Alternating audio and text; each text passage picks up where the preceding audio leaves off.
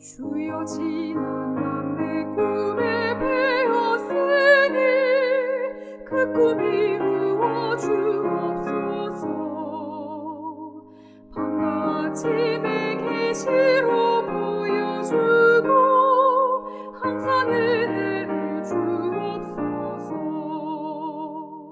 나의 놀라운 꿈 내가 믿는 것은 장차 큰 은혜 받을 편이.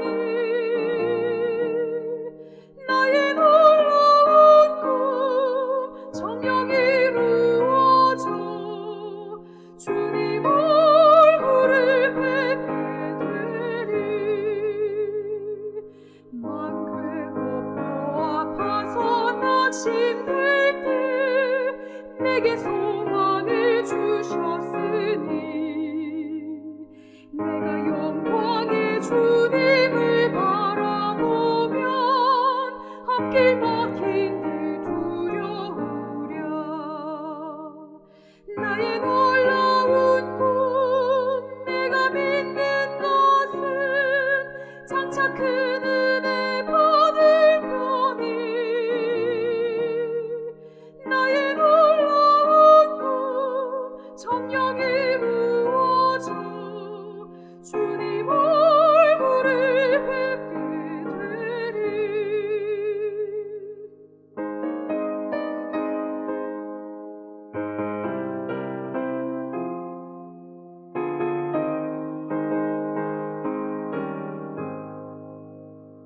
세상이 쉬는 나날이 변하여도 나는 내 믿음 지키리니. 인생 살다가 죽음이 꿈 같으나 오직 내 꿈은 참되리라.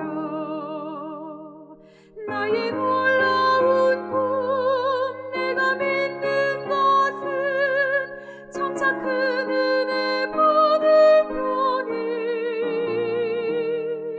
나의 놀라운 꿈 정녕 이루어져 주님 얼굴을 뵙게 되리.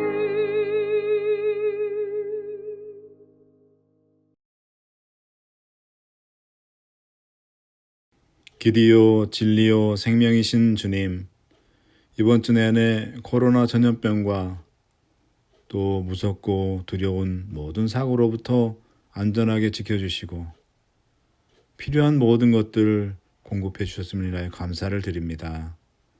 주님 주시는 평강과 쉼이 약속된 이 귀한 안식일 저녁에 센트럴밸리 교회 영적 공동체가 말씀을 사랑하여 모였습니다.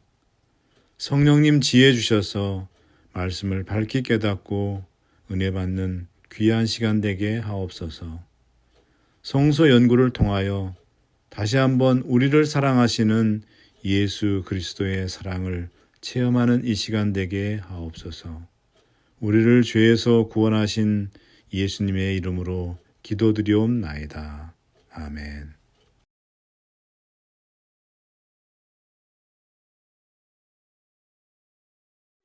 그들은 모두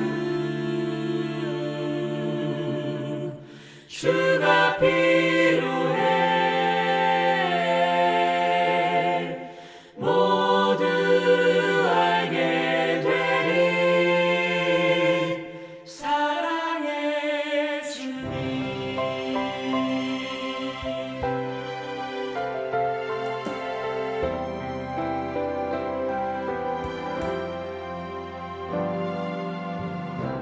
매일 스치는 사람들 웃음기에 숨겨진 공허한 그 눈빛을 무엇으로 채우나. 모두 자기 고통과 두려움 가득 감춰진 울음소리 주님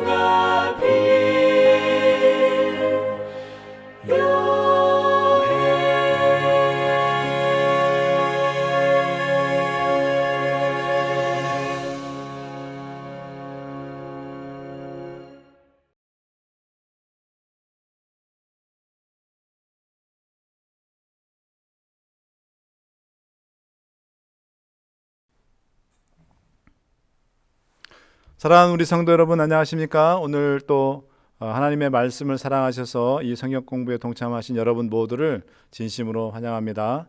벌써 성서론 연구 9번째 시간이 됐네요.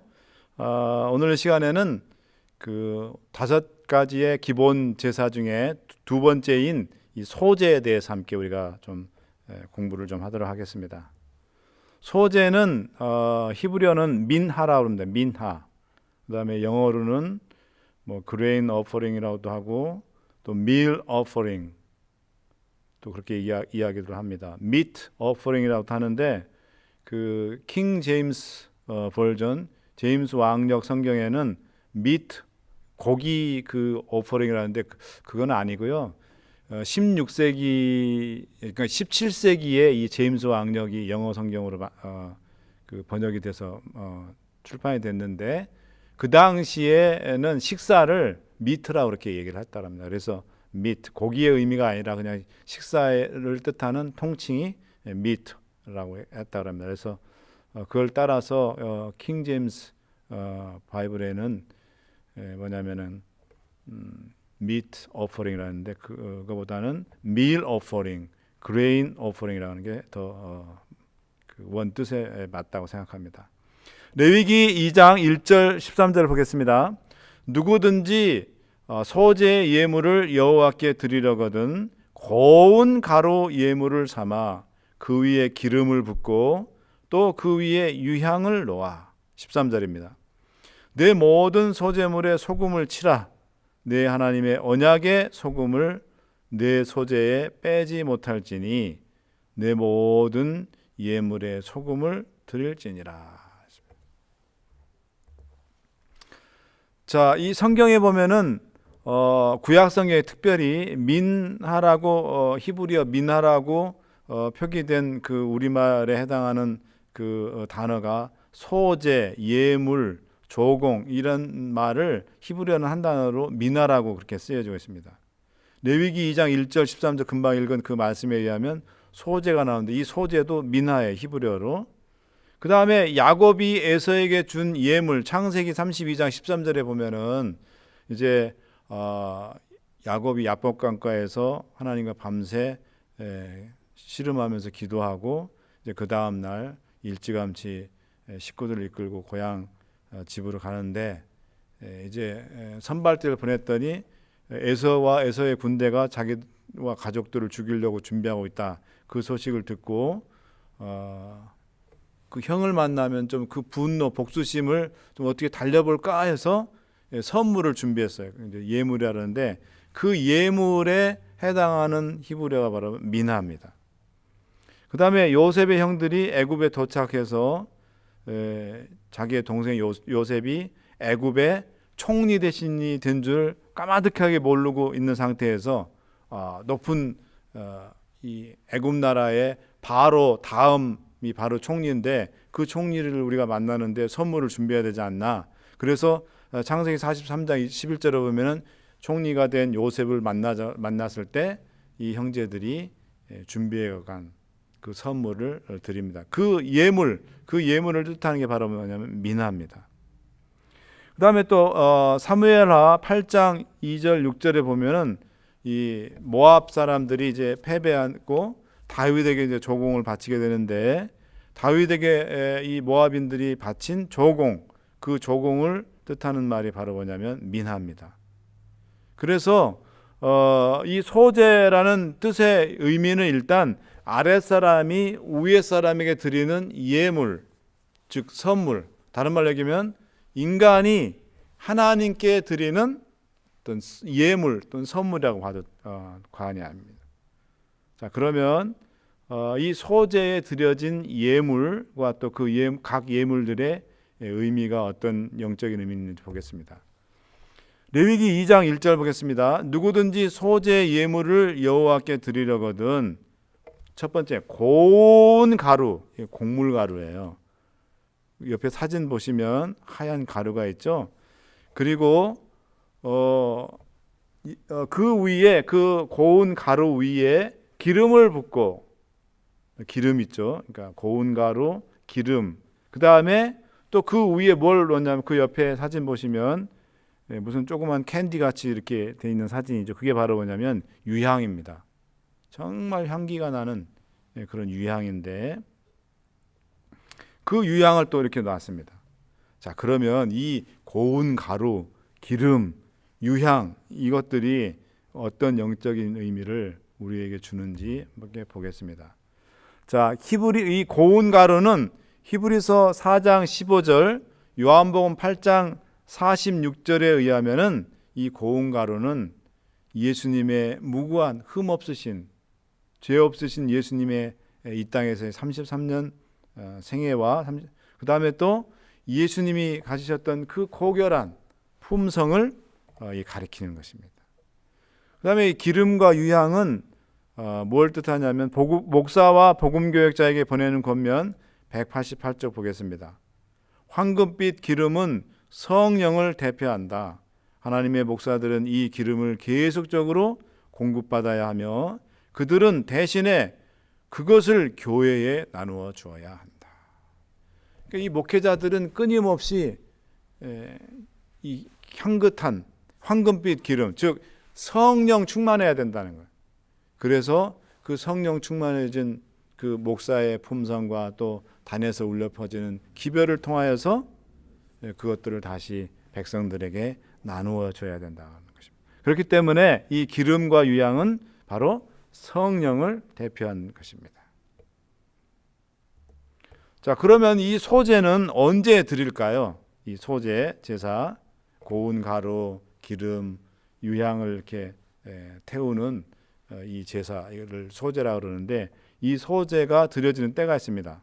첫 번째, 민수기 15장 2절부터 12절, 28절, 29절에 보면 자, 번제를 드릴 때 그 그러니까 번제물로 제일 많이 드려진 게 우리가 지난 시간에 번제를 우리가 공부했잖아요. 번트 오프링.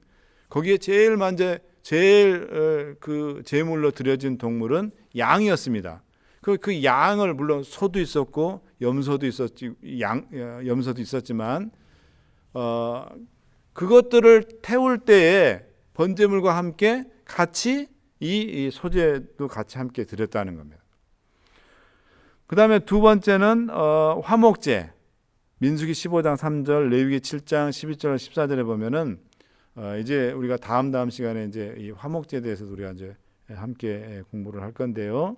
그 화목제를 드릴 때 역시 뭐냐면 이 소제를 함께 드렸다는 것입니다. 자, 이 번제와 화목제를 드리는 것 외에 어떤 특별한 경우에 소제를 드리는 그 특별한 경우가 있었는데 어떤 때냐면 첫 번째, 아론과 그 자손이 제사장. 아론과 그 자손이 제사장이 될 수 있잖아요. 그런데 이 아론과 그 후손이 아무나 되는 게 아니고 지난번 제사장이 될 수 있는 자격을 우리가 공부했잖아요. 족보에 있어야 되고 그다음에 위임식에 반드시 참여를 해야 되고 하는 그런 자격 조건이 있었는데 이 아론과 그 자손이 이제 제사장으로 이제 구별돼서 기름 부음을 받는 그 날에 바로 소제를 드렸습니다. 레위기 6장 20절, 23절.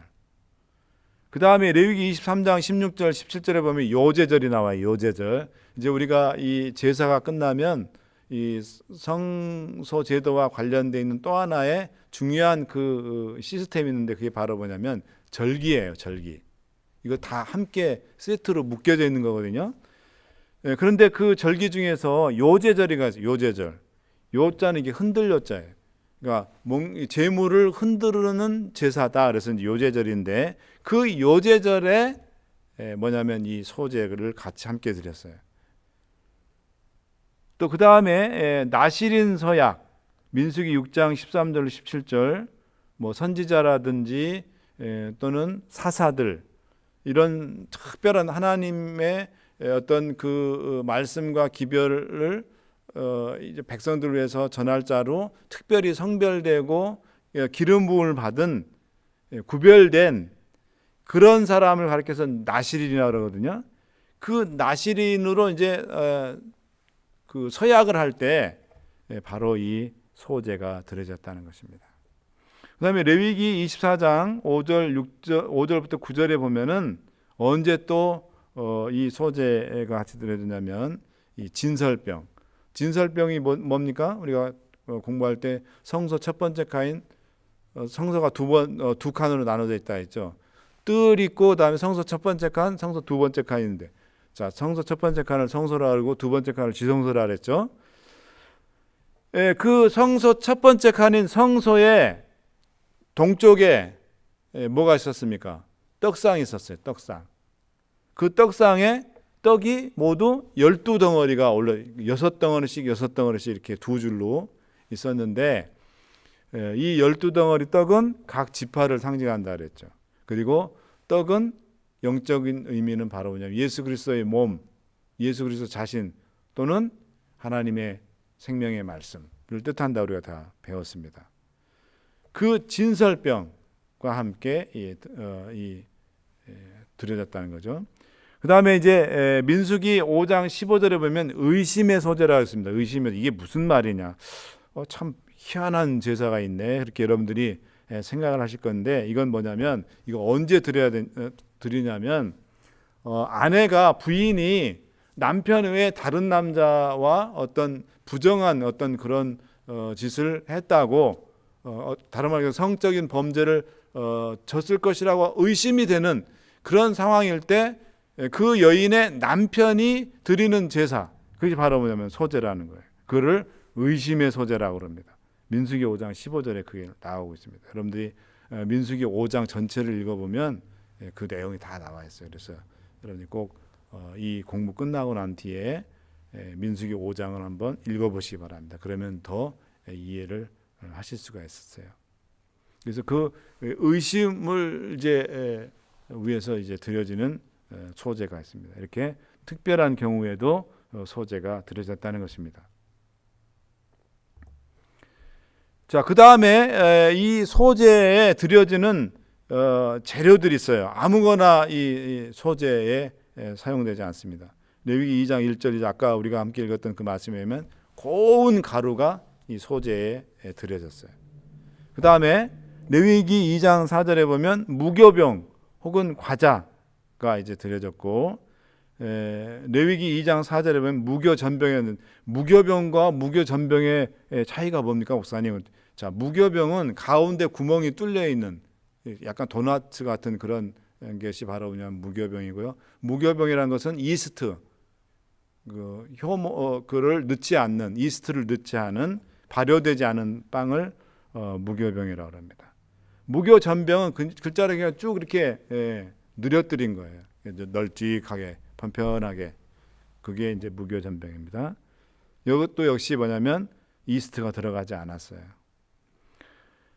구운 과자, 레위기 2장 7절. 그 다음에 찌은 곡식, 그레인, 레위기 2장 14절 16절. 그 다음에 특별히 민수기 5장 15절에 보면 보리가루, 보리가루를 또 드렸습니다. 자, 그 다음에 이제 소제와 함께 드려지는 제물들이 있었어요. 첫 번째 소금. 아까 레위기 2장 13절에 소금을 같이 함께 드리라 했죠. 이 소금은 언약의 소금이라 했어요. 언약의 소금. 하나님과 이스라엘 백성 사이에 맺어진 그 언약을 뜻하고 1차적으로는, 그 다음에 2차적으로는 여러분 그 신약성경에 예수님께서 소금과 빛과 소금의 비유를 말씀하셨죠. 소금의 역할이 뭡니까? 첫 번째, 부패 방지예요. 부패 방지. 썩는 걸 막는 겁니다. 그러니까 죄악을 막는 그런 역할을 하는 거죠. 그 다음에 두 번째로는 이 소금의 역할은 맛을 내는 겁니다. 맛을 내는 거. 자, 그 다음에 두 번째로 레위기 2장 2절로 7절, 민수기 15장 4절로 12절에 보면은 이 기름이 있었죠. 자, 이 기름은 아까 이야기한 것처럼 성령, 황금빛 기름은 성령을 뜻한다 그랬죠. 여러분들이 성경에서 성령을 뜻하는 여러 가지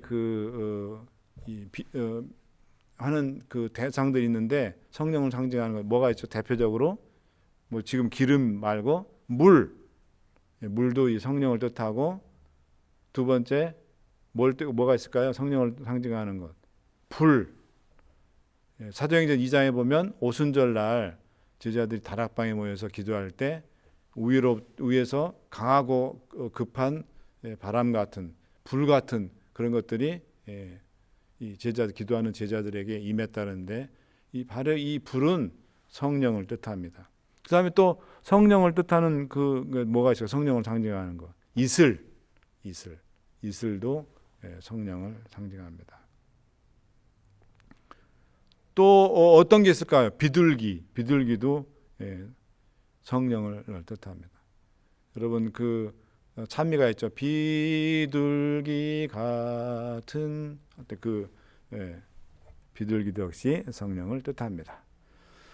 자, 그 다음에 이제 포도주, 민수기 15장 4절로 11절에 보면 포도주를 이렇게 이제 붓는 그런 거 나오는데, 자, 이 포도주는 그리스도의 희생의 피, 십자가에서 달려서 십자가상에서 흘리신 예수 그리스도의 보혈, 그 희생의 피를, 우리가 이 예수님께서 우리를 위해서 달려 돌아가신 그 희생의 피를 기념하는 게 바로 뭐죠? 바로 성만찬입니다. 그 성만찬 때 우리가 뭘 마십니까? 포도즙을 마시죠. 그 다음에 이제 유향, 레위기 2장 2절에 이제 유향을 드리라 했죠. 24장 7절도 나오는데, 자, 유향은 그리스도의 의만이 제사를, 이 소제를 간합케 할 수 있다는 것을 의미하는 그런 뜻이 있는데, 자, 여러분 이 유향은, 유향하면 뭐가 생각납니까? 예수님께서 탄생하셨을 때 말구유 탄생하셨을 때 저 페르시아에서 온 동방박사들이 준비해 온 세 가지 선물 있죠. 예수님께, 아기 예수께 드린 게 황금과 몰약과 유향. 유황이네요. 그건 제가 잘못 말씀드렸습니다. 유황하고 유향하고 다르죠, 그죠? 예, 그 예수님한테 드려진 선물하고는 상관이 없습니다. 유향입니다. 유향. 자, 유향은 그리스도의 의만이 제사를 간합케 할 수 있음을 의미합니다. 자, 그 다음에 이제 이 소제를, 제사를 드리는 이 순서, 절차가 있어요. 아무렇게나 제사를 드리지 않습니다. 자, 보통 때 평소에는 어떻게 드려야 하는지 절차가 레위기 2장에 나오는데, 제사장에게 이제 고운 가루와 기름과 유향을 가지고 이제 제사장에 가죠. 그러면 제사장이 이 밀가루, 고운 가루와 기름을 섞습니다. 그거 한 움큼하고 또 유향을 같이 곁들여서 그것을 번제단에서 불사릅니다. 또는 기름을 섞어서 만든 빵을 만들죠. 빵. 이제 떡이라는데, 이거 떡은 우리 한국적인 그런 개념이고요. 유대인들이 먹었던 것은 빵이죠, 빵. 그래서 기름을 섞어서 만든, 기름과 그 고운 가루를 섞어서 만든 그 빵의 일부를 이제 불사르는 그런 절차가 있었죠. 자, 그 다음에 레위기 6장 23절, 아론 그 대제사장을 위해서 또 소제를 드렸는데, 그때는 전부 다 남김없이 전부 다 불태웠습니다.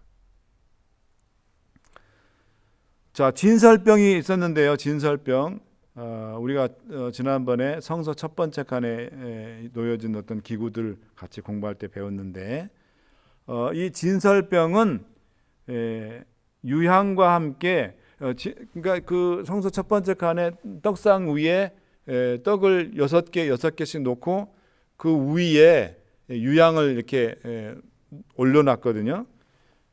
그런데 일주일 동안 그걸 놔둬요. 놔뒀다가 언제 바꿀까요? 안식일 날 그 진설병 떡을 물리고 새로운 떡 12덩이를 다시 올려놓습니다.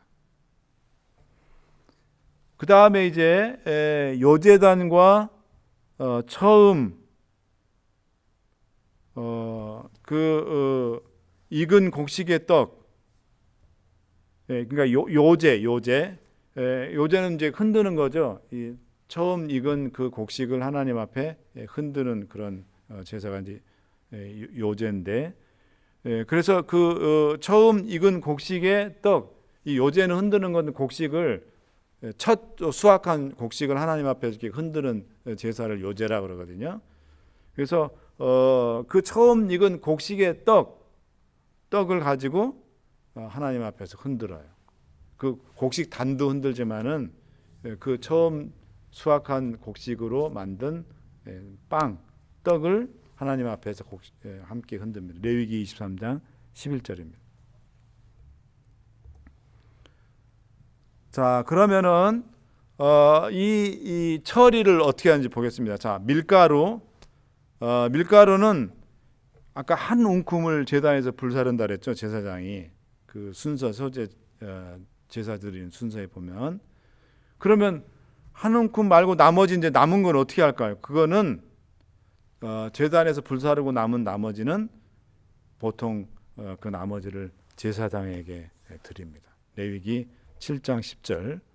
여러분, 제사장은 다른 우리가 여호수아 공부할 때 11지파들은 다 땅을 기업으로 받았지만은 어떤 지파는 땅을 기업으로 받지 못했을까요?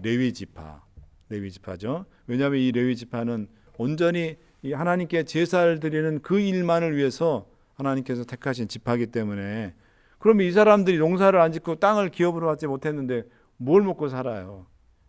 그래서 바로 이 제사장의 어떤 생계를 위해서 한 웅큼 제단에 불사르고 나머지 것들은 제사장에게 드렸다는 거죠.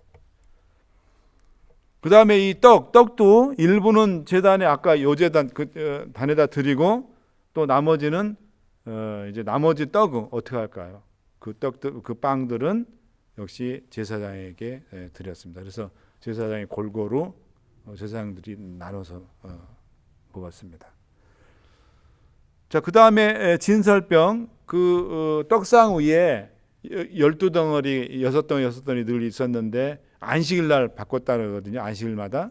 그러면 물린 그 떡은 어떻게 할까요? 그 물린 떡은 제사장에 드렸어요. 그래서 제사장들이 그것을 나눠서 또 먹었습니다. 여러분, 그 다윗과 그 일행들이 쫓길 때 성막에 가서 그 안식일에 떡을 먹었다는 그 내용이 나오잖아요. 여러분, 그 예수님도 그 말씀도 하시죠, 그죠? 예수님이 안식일에 병자들을 고치니까 유대인들이, 특별히 바리새인들이 아니 안식일에 왜 안식일을 범하냐 그렇게 공격했을 때 이제 그 내용이 나오는데, 그때 이제 다윗과 그 일행이 안식일에 성전에서 떡을 먹은 걸 언급하는데, 그 떡이 바로 이 떡입니다. 물린 떡. 이제 일주일 동안 놓였던 진설했던 떡을 이제 물리고 안식일에 새로운 떡을 넣을 때 그 물린 떡을 먹었던 거예요. 자, 그 다음에 유교병 중에서 거제로 드린 부분. 거제라는 것은 이제 이게 드리는 거죠. 이렇게 들자자, 들거자. 이때 유교병이죠. 유교병은 누룩을 이스트를 들어가서 이렇게 부풀어서 된 빵이죠. 감사제 때는 집전하는 제사장에게 드리고 나머지 제물은 이제 드리는 자가 이제 취한 그런 예가 있습니다. 자, 그다음에 첫 열매의 떡은 하나님께 제일 먼저 요제로 드린 다음에 그다음에 이제 제사장들에게 드렸다는 것입니다. 그래서 먼저 일단은 제일 먼저 하나님께 드리고 남은 그것들은 전부 다, 또는 물렸던 것들은 전부 다 대제사장이라든지 제사장들에게 골고루 나눠서 제사장들이 생계를 유지하는데 어려움을 겪지 않도록, 그렇게 고기도 그렇습니다. 그 고기를 우리가 제물로 이렇게 양이나 소나 염소 이런 걸 드릴 때 그런 것들을 이제 나누는 그런 규정들이 다 있어요. 그래서 여러분들 이걸 보면은 오늘날 하나님의 이 복음 사업, 또 교회의 모든 것들을 책임지고 이끌어가는 제사장과 같은 역할을 하는 게 바로 뭐냐면 목회자예요. 그래서 여러분들이 드린 그 11조는 온전히 목회자의 어떤 그 생계를 위해서, 특별히 목회자가 전적으로 하나님의 복음 사업에 전념하고 또 교회를 돌보고 또 목양하고 이렇게 하는 일에 전념할 수 있도록 여러분들이 드린 그 11조는 온전히 목회자의 그 생계를 위해서 사용되는 그 어떤 그 성경적인 근거가 바로 여기에 있는 것입니다. 그리고 그 11조도 마찬가지죠. 11조를 우리가 하나님께 드리는 거잖아요. 여기 모든 제물이 성소에 드려진 모든 제물 1차는 먼저 하나님께 드려지고 남은 모든 것들 또는 나머지 것들은 제사장들에게 그것들이 돌아갔던 배분됐던 것처럼 우리가 11조를 하나님께 드리면 하나님께서 그 11조를 목회자들에게 제사장에 해당하는 목회자들에게 사용하도록 생계를 유지할 수 있도록 그렇게 하겠다는 것입니다. 자, 그러면 이제 이 소제의 영적인 의미가 마지막으로 먼저 보겠습니다. 그 옆에 사진에 보면 소제 때 드려지는 이 곡물, 또 그 곡물을 갈은 고운 가루가 있죠. 자, 번제 앞에 우리가 지난 시간에 배운 이 번제는 예수 그리스도의 죽음, 우리들의 죄를 속하시기 위해서 돌아가신 예수 그리스도의 죽음을 뜻하거든요. 그 번제에서 태워지는 모든 제물들, 그 제물들은 바로 우리를 죄 가운데서 구원하시기 위해서 죽으신 예수 그리스도의 죽음을 표상합니다. 근데 이 소제는 그 흰 가루라든지 이런 것들이 예수님의 그 무고한 죄 없으신 생애와 그분의 고결한 품성 그리고 그 완전한 생애를 표상을 하는 것입니다.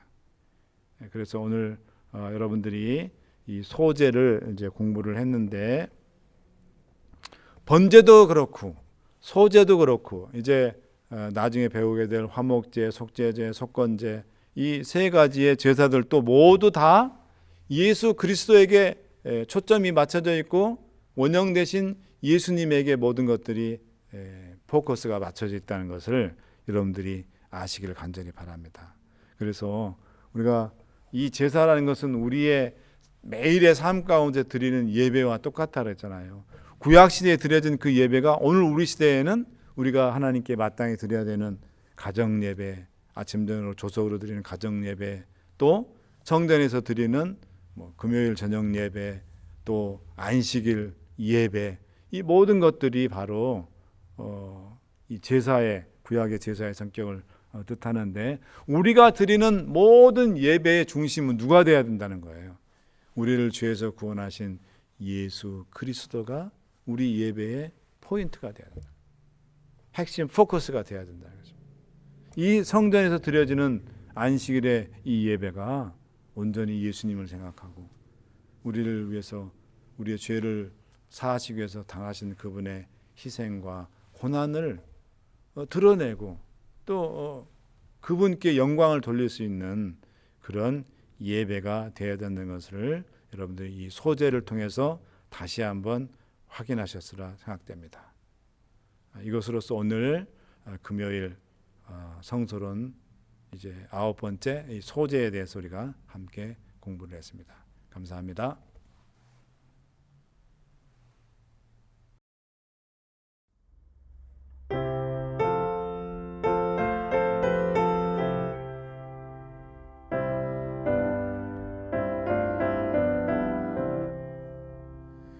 이 생의 험한 길 갈 때 날 위해 기도해 주오. 나 신실하고 참되며 네 예수 위에 살도록 날 위해 기도해 주오. 근 시험 당했을 때 친구여 나를 위하여 주님께 기도해 주오. 날마다 승리하도록 날 위해 기도해 주오. 내 영혼 주께 맡기니 그 보호받게 해주오. 날 위해 기도해 주오.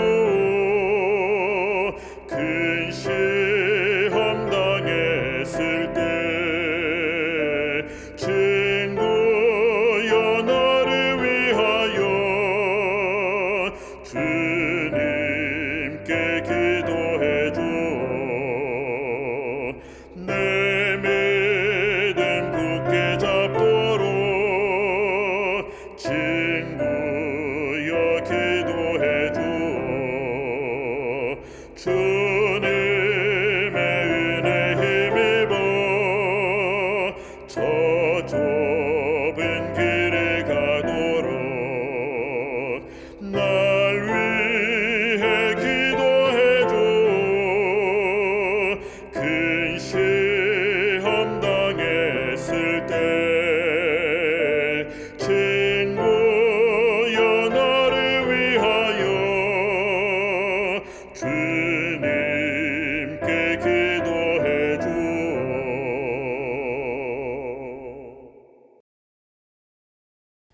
사랑하는 아버지 하나님, 성소에서 드려진 5대 제사 중에서 오늘 저희에게 소제를 공부하게 은혜 주셔서 감사합니다. 소제에 드려진 예물들이 성령 하나님과 예수 그리스도의 무고하시며 완전한 생애를 표상한다는 영적 진리를 깨닫게 하셔 주셔서 감사합니다. 우리의 삶 속에서 드리는 예배가 예수 그리스도가 중심이 되며 오직 그분에게만 영광을 드리는 거룩한 예배, 산 예배가 되게 하옵소서. 예수 그리스도의 귀하신 이름으로 기도드리옵나이다. 아멘.